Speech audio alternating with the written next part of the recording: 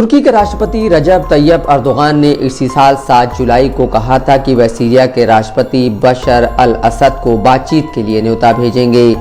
Erdogan ने कहा था कि वह चाहते हैं कि सीरिया के साथ तुर्की का अतीत में जैसा संबंध था फिर से वैसा ही हो। अर्दोगान के बयान के एक हफ्ते बाद ही बशर अल असद ने कहा था कि वह अर्दोगान से तभी मिलेंगे जब अहम मुद्दों पर ठोस बातचीत होगी। असद ने कहा था, मुद्दा मिलने का नहीं है, मुद्दा यह है कि क्या तुर्की आतंकवाद का समर्थन बंद करेगा, क्या तुर्की सीरिया की ज़मीन से अपने सैनिकों को वापस बुलाएगा। जो अर्दोगान बशर अल असद को बातचीत के लिए तुर्की बुलाना चाहते थे, वही अर्दोगान करीब 4 महीने बाद उस बैठक से उठकर चले गए जिसे बशर अल असद संबोधित करने वाले थे। सऊदी अरब की राजधानी रियाद में पिछले महीने इस्लामी देशों का सम्मेलन हुआ था। इसमें शरीक होने के लिए सीरिया के तत्कालीन राष्ट्रपति बशर अल असद और तुर्की के राष्ट्रपति रजब तैयब अर्दोगान भी गए थे। शायद अर्दोगान को पता था कि बशर अल असद अब अतीत बनने वाले हैं। जब बशर अल असद सीरिया छोड़कर रूस चले गए तो अर्दोगान ने कहा, दुनिया भर में केवल 2 नेता बचे हैं, मैं और पुतिन। मैं पिछले 22 सालों से सत्ता में हूँ, पुतिन भी करीब इतने ही साल से सत्ता में हैं। बाकी नेता या तो ख़त्म कर दिए गए या सत्ता से बाहर हो गए।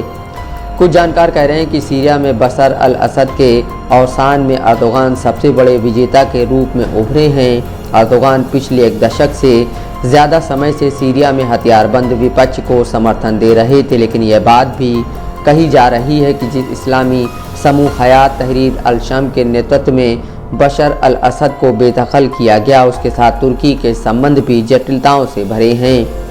इसके बावजूद ज़्यादातर विश्लेषक बशर अल असद की बेदखली को राजनीतिक और आर्थिक रूप से अर्दोगान के हक में मान रहे हैं। 2011 में जब अरब स्प्रिंग शुरू हुआ तो तुर्की के लिए यह एक मौका था। अर्दोगान ने सीरिया के 30 लाख से ज़्यादा शरणार्थियों का स्वागत किया।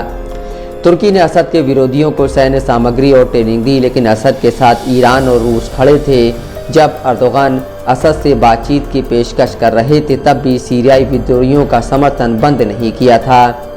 असद के जाने से अर्दोगान के संबंध रूस और पुतिन के साथ भी बदलेंगे। पुतिन सीरिया में असद का समर्थन करते थे, लेकिन हयात तहरीर अल शम पर तुर्की का कभी नियंत्रण नहीं रहा है। जब इदबिल पर एसटीएस ने नियंत्रण किया तो बाहर की दुनिया से संपर्क के लिए तुर्की मुख्य रूट था। इसी का फायदा तुर्की को भी मिला। अभी तक स्पष्ट नहीं है कि एसटीएस के नेता अबू मोहम्मद अल जुलानी पर तुर्की का कितना प्रभाव होगा। अब जुलानी और उनके सहयोगियों के नियंत्रण में ही पूरा सीरिया है। सीरिया में शांति और स्थिरता की बहाली अभी दूर की कौड़ी लग रही है। इस बात की आशंका है कि कहीं फिर से संघर्ष ना शुरू हो जाए। ऐसे में एक बार फिर से तुर्की में सीरियाई शरणार्थियों की बाढ़ आ सकती है। कई जानकार ये भी मानते हैं कि तुर्की अब भी उस सोच से बाहर नहीं निकल पाया है कि सीरिया ऑटोमन साम्राज्य का हिस्सा था।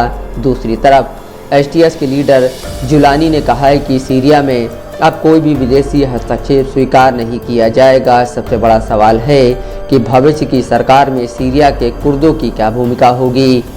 अगर कुर्दों को नई सरकार में स्वायत्तता मिलती है तो उत्तर पूर्वी सीरिया में इनका दबदबा बढ़ेगा। सीरिया में नई सरकार से हथियारबंद कुर्द समूहों की बातचीत होती है तो तुर्की के लिए स्थिति और मुश्किल होगी।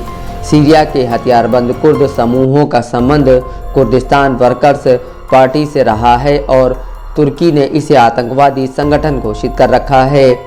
अमेरिका कुर्दों का समर्थन करता रहा है। कुर्दों को लेकर अमेरिका का क्या रुख होगा ये अभी साफ नहीं है। अमेरिका के नवनिर्वाचित राष्ट्रपति डोनाल्ड ट्रंप ने शनिवार को कहा था कि सीरिया में जारी जंग अमेरिका की जंग नहीं है।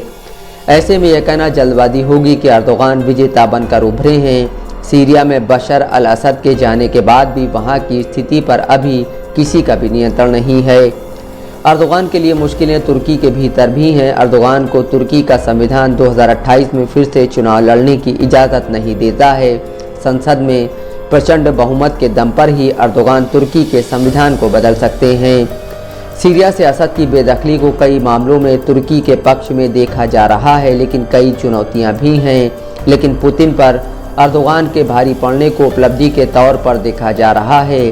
कहा जा रहा है कि हाल के सालों में रूस और तुर्की अपने प्रॉक्सी के जरिए एक दूसरे के खिलाफ 3 युद्ध में शामिल हुए और तुर्की 3-0 से जीतने में कामयाब रहा है।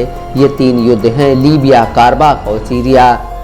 रूस मामलों के जानकार करीम हस ने अपने एक इंटरव्यू में कहा है कि तुर्की अब सीरिया के ज़्यादा से ज़्यादा इलाकों को कंट्रोल करना चाहेगा, लेकिन सीरिया में कुर्दों की स्थिति भी मजबूत होगी। करीम हस कहते हैं, अर्दोगान की सबसे बड़ी चुनौती है कि 2028 के चुनाव में तुर्की का संविधान उन्हें चुनाव लड़ने की इजाज़त नहीं देता है। अर्दोगान संविधान बदलने के लिए अब्दुल्ला ओकलान को जेल से रिहा कर सकते हैं। अर्दोगान को कुर्दों के समर्थन की ज़रूरत पड़ेगी और इसका असर सीरिया में भी पड़ेगा। मुमकिन है कि PKK हथियार डाल दे और कुर्द विद्रोहियों की साथ शांति प्रक्रिया किसी मुकाम तक पहुँचे। Bureau report, Dastak live news.